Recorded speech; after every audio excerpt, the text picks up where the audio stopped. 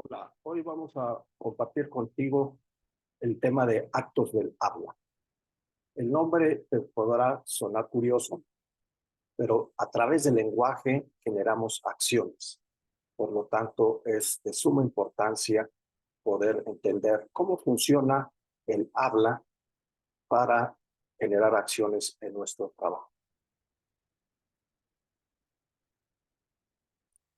La realidad la percibimos a través de los sentidos, por lo tanto, tenemos una experiencia de ella. Pero para poder dar cuenta de esa experiencia es indispensable el lenguaje. Y este lenguaje puede ser verbal, gráfico o no verbal. Es importante que puedas utilizar el lenguaje de una forma adecuada para poder dar cuenta de la realidad.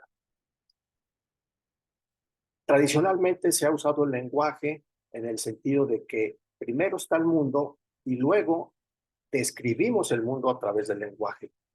Y esto decimos que el mundo preside al lenguaje. Pero en los finales del siglo pasado, Armstrong le dio la vuelta a esto y dijo, en realidad, en el mundo social, el lenguaje preside al mundo. Y entonces generamos realidades a través del uso del lenguaje. Y es lo que hoy queremos compartir contigo. A esto se le denominó actos del habla.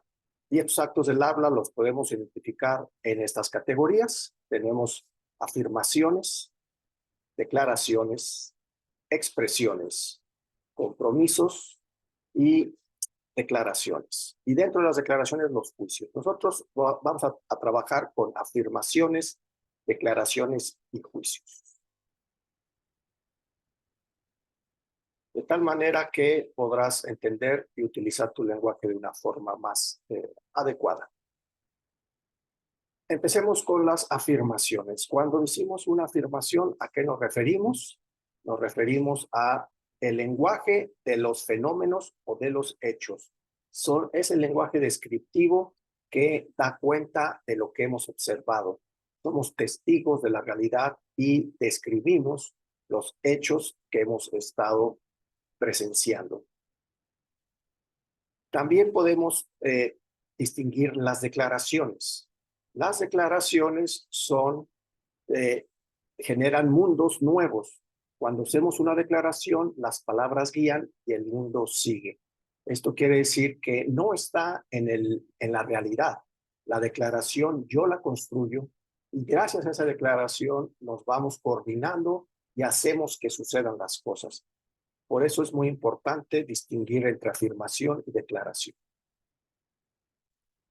Una declaración tiene esta estructura. X cuenta como Y en C.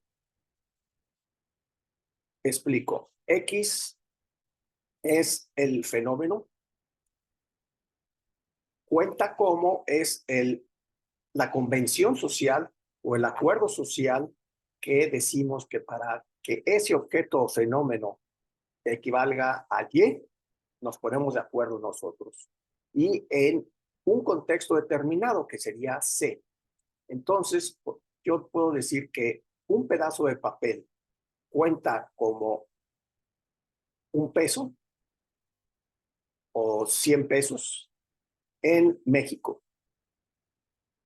O podemos decir que el presidente de la organización, fulanito de tal, cuenta como presidente de la organización en esta organización.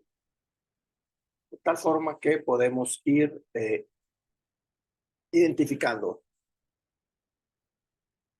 Las declaraciones funcionan en base a la función de estatus. ¿Esto qué quiere decir? Al acuerdo que decimos que un pedazo de papel son 100 pesos. Ese acuerdo que está en la comunidad es lo que le da fuerza a la declaración. Y esto quiero señalar que es muy, muy importante diferenciar afirmaciones de declaraciones. Como en el lenguaje las usamos de forma mezclada e indistinta, a veces pensamos que una declaración es igual de verdadera que una afirmación. Y eso genera mucha confusión. De tal forma que vamos regalándote un ejemplo.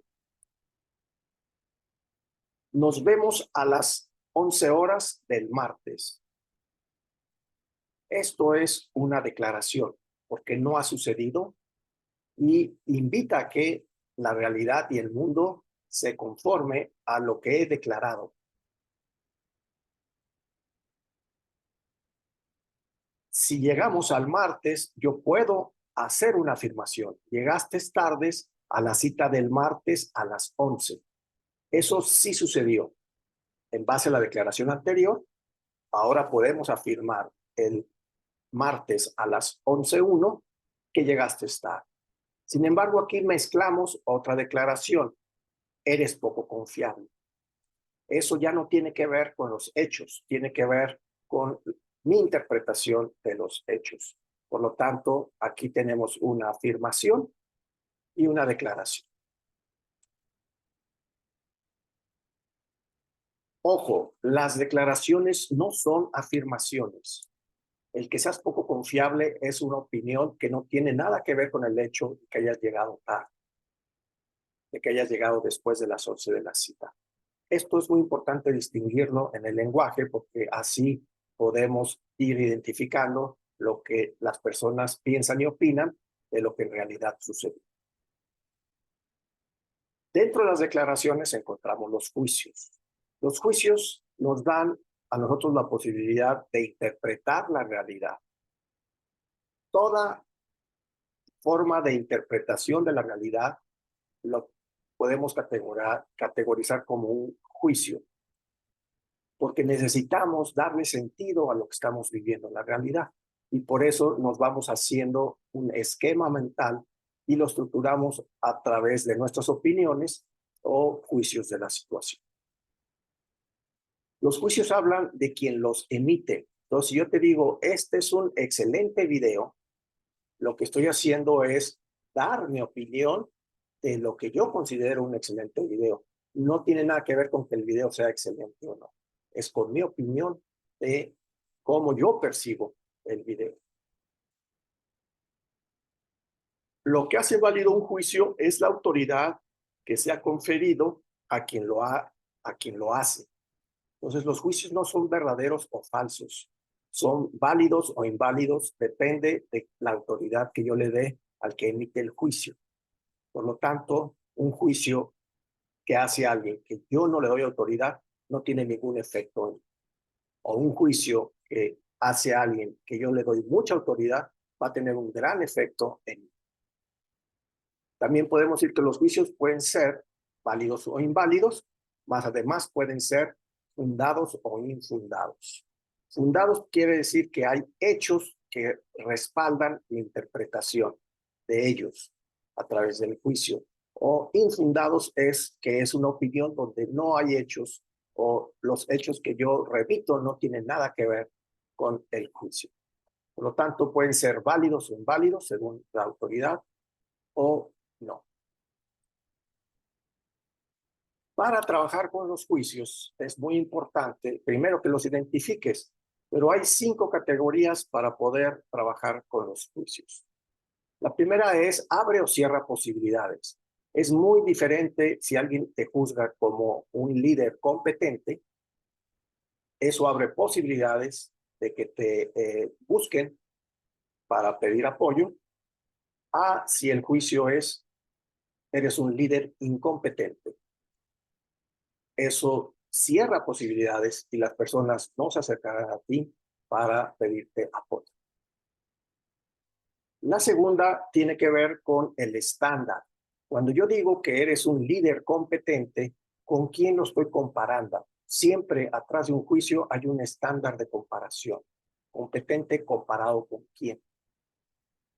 Por lo tanto, puedes indagar cuál es el estándar de comparación que estás usando para emitir ese juicio. El tercero es, hay un dominio determinado, hay un área. Tú puedes ser muy responsable en tu trabajo y puedes ser al mismo tiempo muy irresponsable con tu familia. Por lo tanto, si eres un workaholic o un adicto al trabajo, serás muy responsable en tu trabajo, lo cumplirás al 100%, cumplirás todo lo que prometes, pero muy ausente en tu familia. Por lo tanto, el dominio es el ámbito en donde el juicio sí aplica. El cuarto tiene que ver con el fundamento con afirmaciones. ¿Qué hechos corroboran que tú eres muy responsable en tu trabajo? Y ahí me podrás dar muchos hechos que afirman y respaldan el juicio que he hecho. Y por último, poder encontrar ejemplos contrarios. Cuando en tu trabajo no has sido responsable, cuando en tu familia sí has sido responsable. Entonces, buscar los contraejemplos nos ayuda a ver y a poder poner distancia en el juicio y reconocerlo como un juicio. ¿Cómo usas tu lenguaje para generar acciones? ¿Distingues afirmaciones de declaraciones?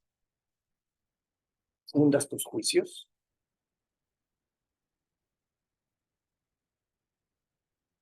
Hasta aquí hemos visto afirmaciones, declaraciones y juicios. El lenguaje lo utilizamos para generar confianza. Por lo tanto, nosotros podemos eh, cubrir con el lenguaje 5 aspectos para fortalecer la confianza entre nosotros. La confianza es muy importante porque es el valor central de toda convivencia humana.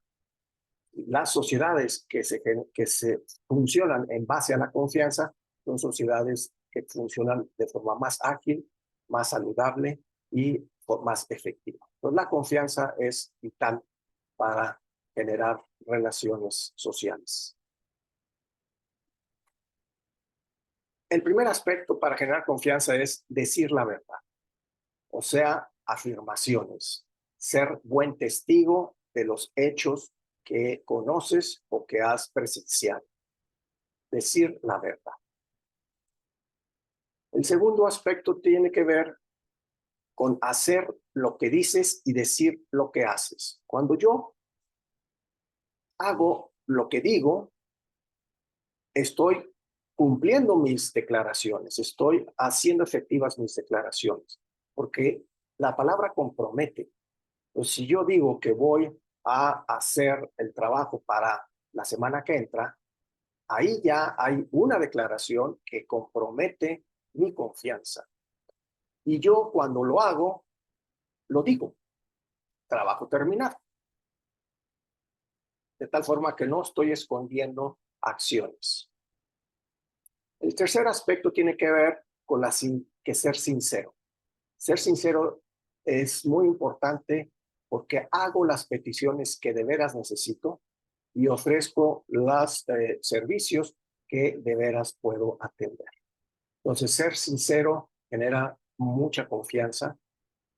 El cuarto aspecto tiene que ver con la competencia. ¿Qué tan competente eres tú para generar eso que prometes? Sí. Si tú vas con un doctor, pero el doctor en realidad nunca estudió, compró el título y además de las 10 cirugías que ha hecho, 9 le han salido mal, entonces no es competente. Por lo tanto, no es digno de confianza. Sin embargo, si vas tú con un doctor que de 10 operaciones, las 10 le han salido excelente, podemos decir que es un doctor competente. Y por último, cumplir tus promesas. Cuando tú prometes algo, estás comprometiendo tu palabra, estás comprometiendo tu confianza y estás comprometiendo a tu persona y está en juego qué tan confiable puedes ser o no. Entonces, cumplir las promesas es fundamental para generar confianza. ¿Cómo generas confianza?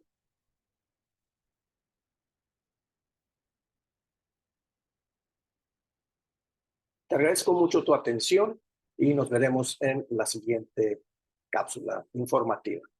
Muchas gracias.